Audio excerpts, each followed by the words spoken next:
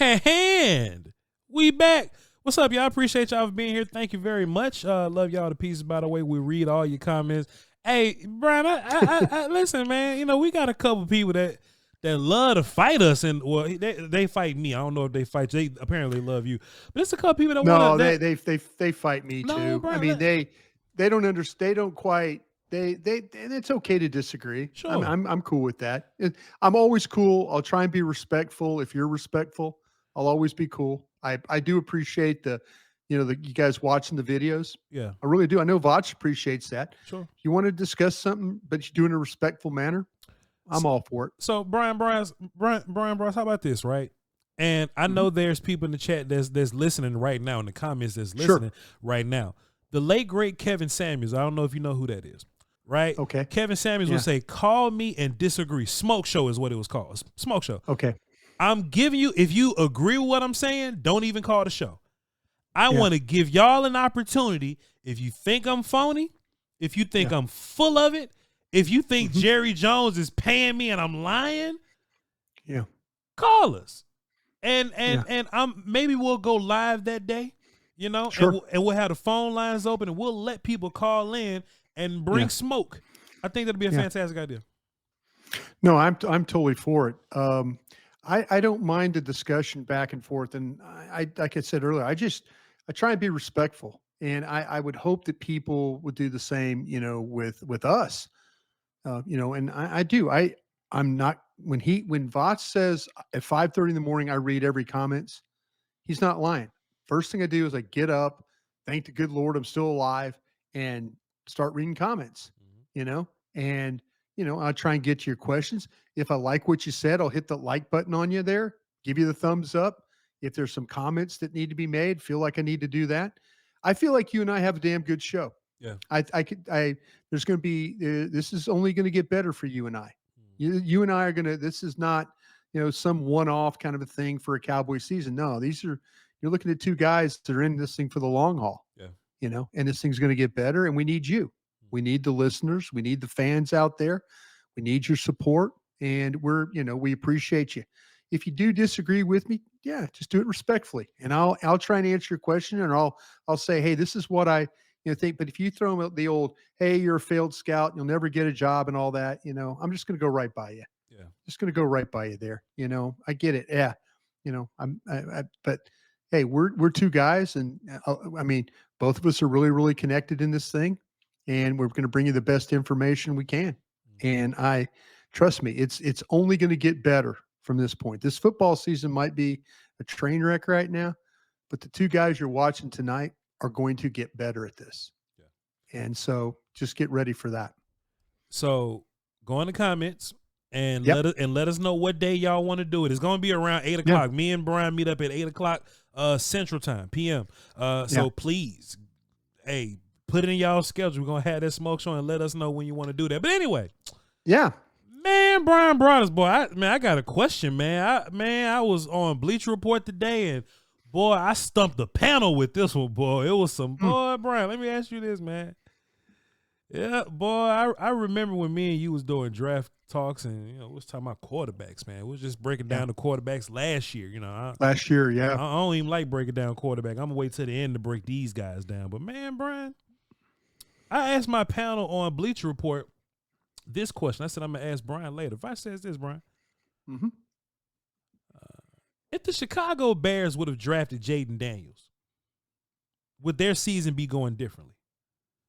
And, of course, if the Washington football team, if they had Caleb Williams, would they be a 7-2 ball club that's on fire right now? If those two guys switched, I watched film on Jaden Daniels. You did also. Yeah. I kind of been watching Caleb in passing. I understand what he is. I actually got a chance to watch Caleb Williams by watching the Washington game. They played each other. Yeah. Brian, if Jaden Daniels was the first overall pick, do you think that these two teams would be different right now? You damn right. You damn right, Brian. Come on now. Right. I think the Commanders. Man, the skill players that the funny thing is the skill players, the Bears have gotten better. Sure. They don't have an offensive line. Yeah. The Commanders, I think the Commanders have got 4 good linemen and 1 poor lineman. Mhm. I think their left tackle is not very good. Sure. But I'm going to say that I think that Daniels is benefiting from a really I think that Cliff Kingsbury has, if you want to say, resuscitated his career. Sure. The time he spent away from Arizona, he went to USC, saw the college game again like he used to when he was at out at Texas Tech. We got to start with Johnny Manziel at Texas A&M. He picked up a coaching staff, with some guys around him that, with Lynn and those guys, they've kind of taught him how to run the football. They've done a better job of helping him protect, his quarterback and the scheme. And they've got some really, Terry McLaurin and guys like that. Zach Ertz is paying dividends for him. Brian Robinson running the football. I think the Bears have got some good skill guys. I don't think they're particularly well coached on the offensive side of the ball. I really don't. And I think the Bears' offensive line is nowhere as near as good as what he would been behind center with the Commanders. Yeah. I think that makes a huge difference for these rookie quarterbacks. You look at, I'm not going to sit here and act like that I've watched Bo Nix play a ton, but Sean Payton and I are best friends. Sure. And so I understand what Sean could do with a quarterback, but man, Bo Nix appears to be playing better each week, getting better. Sean's helping him. Sean can scheme around things. The guy at the Commanders can scheme around things. Yeah. I don't know if they're scheming around things with the Bears. I really don't. They've already changed the play caller. Matt Eberflus, and I know Matt from my days working with the Cowboys. Super nice guy. Loved working with him. Got his phone number on my phone right now. Could call him up and say, "Hey, coach, sorry about the situation." But offensively, that's a train wreck. Their offensive staff, they really have not done anything. They went out, the front office, skill, get skill, trade for skill, sign skill, do all that. Do they do anything to help their offensive line? No, not at all. Look what happened with the Chargers. Look what happened with the Chargers. Jim Harbaugh goes in there as a coach, and we're all talking pre-draft, and the Chargers had a very high pick, and we're sitting there and we kept going. Got to be skill, Voch. They're going to take skill here. Lost a bunch of wide receivers. Going to take skill. With the 5th pick in the 2024 NFL draft, the Los Angeles Chargers take Joe Alt, tackle, Notre Dame. Best tackle goes off the board. And we're sitting here screaming for skill. And you know who their best player is? Lad McConkey. That's who their best player is on the outside. Yeah. You know what I'm saying? Yeah. So these teams that have kind of figured out, and I think that you could say that about the Dallas Cowboys right now. I think you could say that about the Dallas Cowboys. Their offensive line is not as good as it needs to be. It's not. Your right tackle has regressed. Your right guard is playing with – I was talking to people over there today. I asked them, I said, "Hey, tell me about the injuries." He go, "Which one?" That's a really banged up warrior of a football player that's trying to fight through some things. And it's really, really hard for him right now because he's not a young guy anymore. Yeah. He's not a young guy. So he's got a lot wrong. You got a center that's playing center for the first time. Is the learning curve pretty steep there? Yeah. The left tackle learning curve has been the steepest, but you know what? The last couple of weeks, that kid's played pretty well. They're just not where they need to be with this offensive line. They don't have a point of attack block and tight end. They really don't. They don't have an explosive back. They have a good back in Rico Dowdle. Everybody else is pretty mid. Yeah. That's and it circles back to your question. I think the personnel around your quarterback, your young quarterbacks, make a difference. I think I think the talent you have and the coaching that you have around your young quarterbacks make a difference. I saw that Jane Daniels play every week. That's my school, LSU. Sure. He drug an LSU team the last 2 years that didn't have. I mean, the offensive line was young, but it was getting better. It's still they gave up 7 sacks against Florida the other day. But he the way he ran with the ball, the way he threw, the receivers, neighbors, and stuff. They had talent around him, you know, and I think he went to a situation where they had talent in the right direction for the Commanders. I think that's the difference right now for me, especially on the offensive line. Brian, I thought it was an interesting question because when I watched It is. When I watched Caleb Williams, he still has a lot of hero ball in him. He has a lot of erratic play in him, but Sure does. Jaden Daniels surprisingly keeps things on track, and he's very steady. He's a very steady player for a young guy. Way he plays. So, just me watching him, he's steady. And if he does get in trouble, instead of like making a mistake, he'll just run. And that's where he's dangerous. Like he could be dangerous running the football. And then we're right back to being steady passing the ball. So I just imagine if Chicago had that kind of structured and measured and poised, maybe that quarterback situation be a little different. It's just hypothetical. But just watching Jaden Daniels, I walked away with a lot of respect for him because he's not just I don't look at him as just like, oh, he's just a young dude doing young dude stuff. Like he's keeping that thing on track. Cliff is a big deal to do with that, but he still got to go out there and throw the football and run. No, he absolutely, and you look at the routes that he throws and you watch the tape and by the way, the Bears, they're 4-6 right now.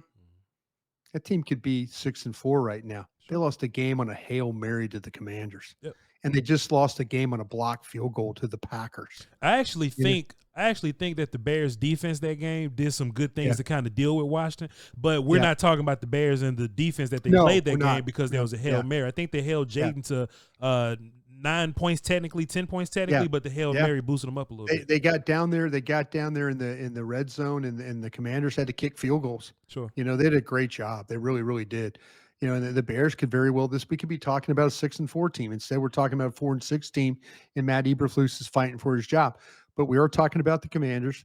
You're right about Daniels. The demeanor that he has, it's a very calm, it's a very relaxed.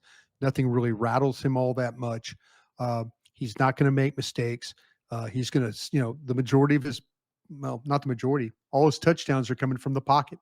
You would think that a guy like that with his ability to run and move around, that he would have touchdowns outside the pocket. He doesn't. They're all standing right there and making throws. Terry McLaurin has made great plays for him. I mentioned about Zach Ertz. They found a way. Noah Brown. They found a way to kind of to get some offense. Brian Robinson. Austin Eckler. They've got a good offense for what they do, and he's interested in throwing the ball. He can throw the ball well underneath, but he's got a really good deep ball too. They've taken advantage. The Cowboys are going to get some shots on him in this game. I was talking to some guys over there. It looks good for Bland being back this week. Kind of on a pitch count. How much is he going to be able to go? They're going to incorporate him, having Cooks back, Adoga if they need him. Marshawn Nealon is going to be back. All these are all things that could definitely help. Right now, but they're going to need Bland out there just because again the way the McLaurin and others can do it. But the quarterback's done a great job of throwing catchable balls. They just and another thing, Voch, the ball can have his hand really quick. Sure. We saw with Stroud last week, ball out of hand quick, but not always accurate. This guy's the opposite. Ball out of hand in less than 2.5 a lot of the time, and about an 80% passer when he gets that kind of when it gets out of his hand. Yeah. The longer he holds the ball, it's going to be it's not terrible, but I just kind of and I don't think he's running as much now. He's getting healthier likely. Sure. Mm-hmm. And so we might see, Dallas has a problem with the running quarterback. Yeah. That's going to be an issue. And, the one thing that I knew just watching the tape, I just wanted to put on, give me quarterback runs, broke it down, quarterback runs. A lot of times going out the right side, going the right side of the Commander's offensive line on the right side. No, not so much on the left, everything going to his right. So he drops back. He doesn't like it. He's escaping to the right. The Eagles did a really nice job against him, playing that way. They kind of kept him inside to where, and he wasn't really healthy enough to really, really run. but Pittsburgh, the Eagles, they did a good job of not allowing him to escape. And I think that's going to be really key for the Cowboys, because if every week he gets a little bit healthier, his ability to run becomes a little bit more, he'll run if he has to. Yeah. But man, Dallas has got to be aware of it coming off their left side. That's where he likes to try and escape from. Their offensive line coach, whoever he is, must be a decent character, Brian. Because it's a lot of characters on this offensive line. And I tell you what, man, I ain't have a whole bunch of hope for him when I saw the names on paper. Like, I remember Sam Cosmi. And, I remember Biotish and, Brandon Coleman's a young guy, Andrew Wiley. I just remember some of these names, and there's not really like a standout, but they doing a pretty decent job over there, Brian Bros. Yeah, we all know Biotish at center. And, I think that's where I would attack. And I know every week we try and give you a point of attack or where you would go. Mm-hmm. I would attack the left tackle, Brandon Coleman, yeah. And I would attack him in a way. When I went back and pulled all the sacks and watched them all, his sacks were the ones that made like, okay, now I get it. He doesn't handle inside power really all that well. Mm-hmm. If I'm Mike Zimmer, I'm thinking about covering the guard, and then now figuring out a way to get Micah one-on-one on Coleman. Sure. And let Micah rush as hard as he can inside. Yeah. I think it's Coleman is very similar to some of the problems we see with Terrence Steele. Yeah. They think wide, and then when it comes to cutting something off inside with power, it's a problem. The quicker you can get to Daniels, the better off you had, the better shot you have. I was watching Tampa. I was watching all the sacks. I broke down all their sacks, and that was the thing. It wasn't line movement or anything like that. It was just they got caught on some blitzes. They got caught, but he split time. He split some time with Cornelius. Yeah, exactly. but anyway, he split time. That sometimes it's so funny. I got so many names in my damn head that I can't think of but the left tackle. His first name's Cornelius. I'm sorry about that, fans. But the thing about it is he when Coleman has played, it's been a problem. It's been a problem with the inside rush, is where he's given up the most problems. So I would continue to kind of try my best to attack him from the inside. Lucas is what I knew it was Cornelius Lucas. Why I was not confident even to say it. Yeah, Cornelius Lucas. You're right. They were splitting time, and then now they've gone with Coleman really kind of more full time. So I'm sure people out there were yelling at what they're watching right now. Lucas brought us Lucas, you dumbass. Yeah. But anyway, I think that here's the and they've had some problems when Austin Eckler has had to try and blitz pickup. Yeah. They'll throw the ball to him. He's really, really good at catching the ball. These backs are really good at catching the ball. Sure. But if I'm going to attack somebody, I'm going to attack that left tackle. I think that's the best path, because if you attack him from the inside, that doesn't allow Austin Eckler to help. Austin Eckler is going to set up like he's going to go wide. And if he tries to run in front of you, get in front of you, coming down inside, Michael Parsons will drive him right into Daniels, quarterback. Sure. So, man, Brian Bros, I tell you what, man, just kind of, looking over the film, and boy, I thought Zach Ertz was just an old man that was just done. I thought ever since he left Philly, I just assumed he was going to be up out of here. Went to Arizona and thought he was going to die there, didn't you? Thought he was going to be done, man. But man, Zach Ertz is good for 1 or 2 a game that'll really break your back a little bit. Like, not just the routine dump off stuff. Like, he'll break your back once or twice a game, bro. Yeah, no, you're right about that, Voch. It's in that intermediate range too. It's that 10 to 19 yards that he kind of finds space. He's not going to be big run after catch guy. He's going to be very reliable. If you look at the targets and the number of receptions behind Terry McLaurin, there's Zach Ertz, who we all thought, like I said, well, he's just going to, he's going to go play out the string. Been a very productive player for them.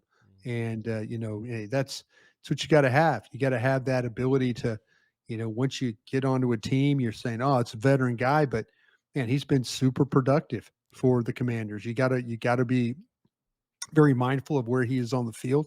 Because like I said, he's the second most targeted player on the Commanders. And then you look at the number of receptions, he's just right behind Terry McLaurin. So yeah, Ertz, McLaurin, these guys, Robinson, we haven't really talked about Robinson running the damn ball. Brian Robinson's tough. And you mentioned Eckler earlier, and he's fun. He's cool, but I think Brian Robinson's like the real guy to worry about. Brian Robinson's a real dude. Yeah. And Brian Robinson's a real dude because he'll run the ball inside. Yeah. And it's last week, you got Joe Mixon was going to bounce everything. Brian Robinson takes it downhill. He goes inside. They umpile, it's a gain of 5. They umpile again, it's a gain of 5. They umpile again, it's a gain of 5. That's how Brian Robinson plays football. Mm-hmm. And so it really, really does help. It helps that quarterback that he has solid backs, a quality, I say a quality, but a tight end that's playing at a really high level for the end of his career, and then a big time wide receiver on the outside that every time he played with a bad quarterback, he still put up really good stats. Now he's got a real quarterback, and I would get ready for that ball going down the field. Yeah. Dallas has got to prove that they can handle the deep ball in this game. Mm-hmm. And once again, it's about attacking the middle of the field. Are the Cowboys' safeties good enough? We saw a little bit in the game last week that we saw some more Wanye Thomas on the field. Sure. We'll see. They're going to need some coverage, I think, in this game with some of the skill. And they're gonna, like I say, you just, if you can't let McLaurin beat you in this game. I mean, make Ertz, make Noah Brown, make the others, that make those guys beat you in this football game if they're going to throw the ball. See, Brian, I don't look at any of those receivers except for Terry as like dangerous per se, but it's like scheme and everything that comes together that make those guys really good. But like De'Ami Brown, I mean, he's cool. Noah Brown's cool. I think Luke. Christian little brother, the rookie or whatever. McCaffrey. He, just whatever, right? I think those are good players. I mean, good players. That's the whole thing. They're good complementary pieces.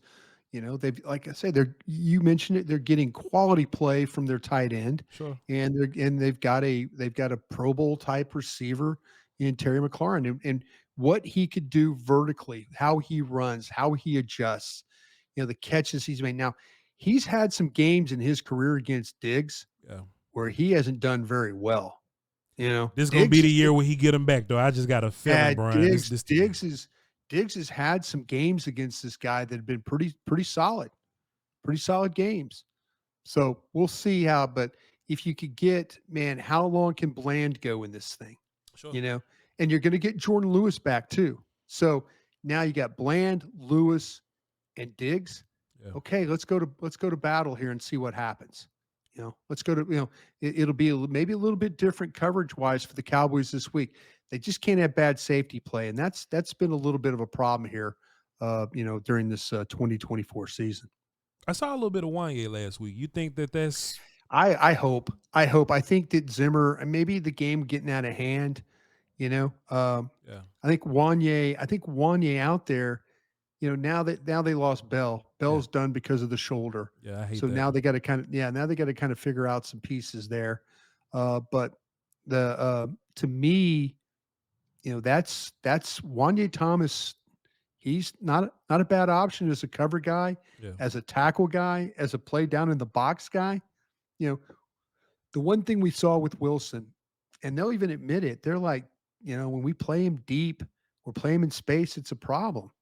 Wanye Thomas doesn't have that issue, and I think that's where Zimmer's kind of looking at right now, that he needs a little bit better at that safety spot. If both those safeties can't be bad, maybe you can hide one of them, but you can't hide two of them.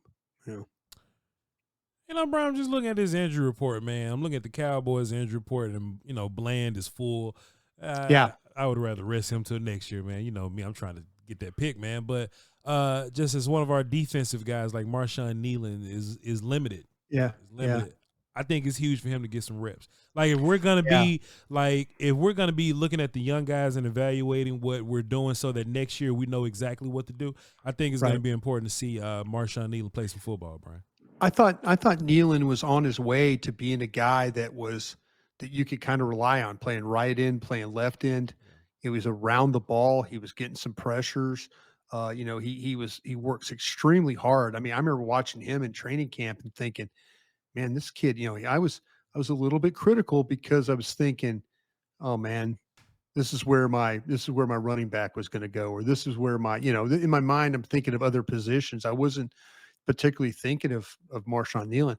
Much better pass rusher than I gave him credit for. Yeah. Western Michigan was, I felt like, man, kid plays the run really, really well. He's physical, gets after it.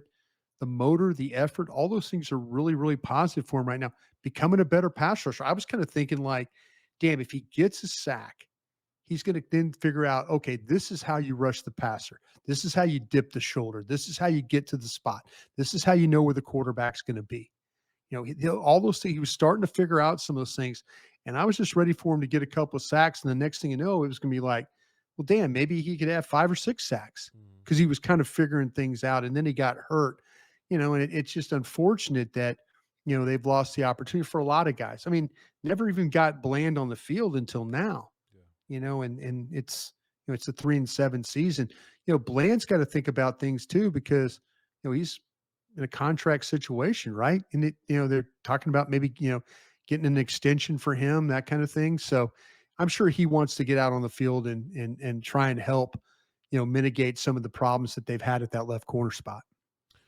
Well, we'll see, Brian Bros. That's all I got for you, man. I think we pretty much have broken down the Washington football people as best as best as we possibly could. I mean, I kind of got an idea of what their defense is or whatever, and that's cool. But I think if the Cowboys are gonna win this game, they gotta put up some points, because I think Washington will. I think Washington will be putting. Yeah, no, Washington's going to be Washington's going to be a problem for them in this game, just because Washington's capable of the big play, and then you have a quarterback that, if he is willing to make plays with his legs, it could be a real issue. We've seen quarterbacks that have the ability to run, and that puts Dallas in a bind because of some of the things that they do scheme-wise.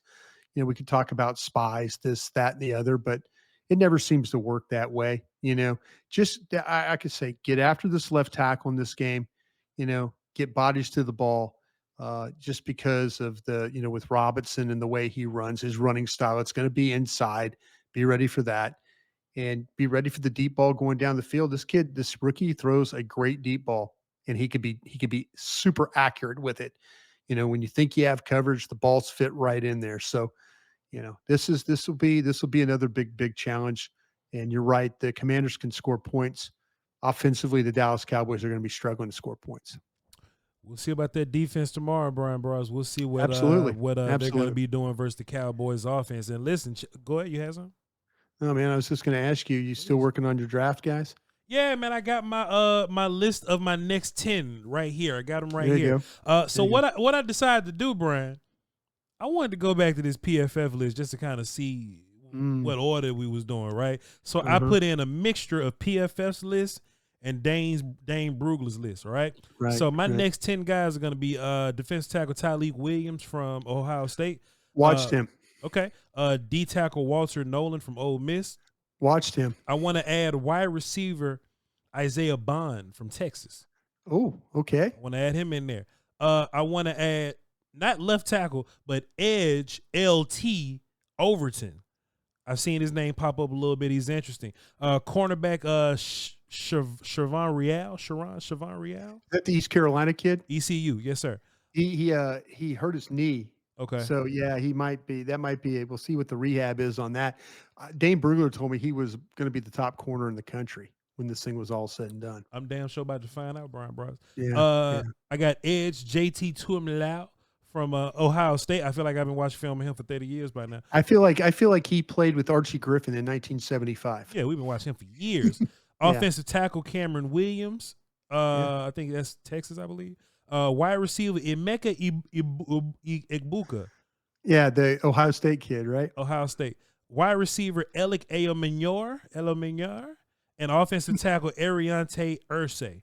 Those are the next guys I'm watching. So that's my 10. And if everybody following along, y'all write that down. It's going to be on the test. Me and Brian Bars are going to be talking about those guys over the next. I'm going to break from you here, and I'm going to get right into this stuff. So I'm excited to be watching tape. Appreciate all the people who've chimed in on the draft, and this is a fun time for all of us. Yep. I mean, it's unfortunate, but hey, you're going to likely be. I saw where Todd Archer was putting out odds for.